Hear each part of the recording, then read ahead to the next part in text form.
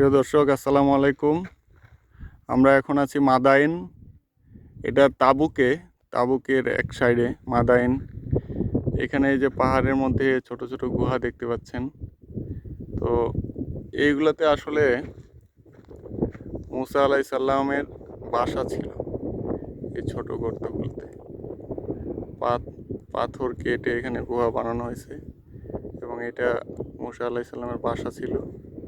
তো আমরা এটা পরিদর্শন একটু করলাম, দেখলাম। আলহামদুলিল্লাহ, এই যে আপনাদের দেখালাম। এরকম শক্ত পাহাড় পাথর কেটে বাসা বানানো কোনো চারটিখানি কথা নয়। এটা আসলে অনেক উঁচু পাহাড়।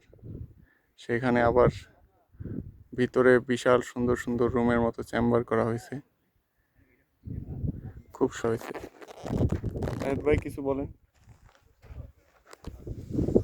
আপনার কেমন লাগছে? হিস্টোরিক্যাল হেরিটেজ যেটা বলা যায়, সৌদি সরকার খুব সুন্দরভাবে এই পুরো হিস্টোরিক্যাল যে আর্কিওলজিক্যাল যে সাইটগুলো আছে সেগুলো খুব সুন্দর করে রিনোভেট করে রেখেছেন। তো আসলে আমাদের যেহেতু মুসলিমদের জন্য এরকম অনেক হিস্ট্রি আছে যেগুলো আমাদের জানা অনেক প্রয়োজন, সেগুলো আমরা এখানে এসে দেখি এবং বুঝতে পারতেছি যে আমাদের হিস্ট্রি কেমন ছিল। যে সবাইকে ধন্যবাদ, সৌদি সরকারকে ধন্যবাদ। অবশ্যই। ঠিক আছে, আপনাকে অনেক ধন্যবাদ রাশেদ ভাই। আমরা এই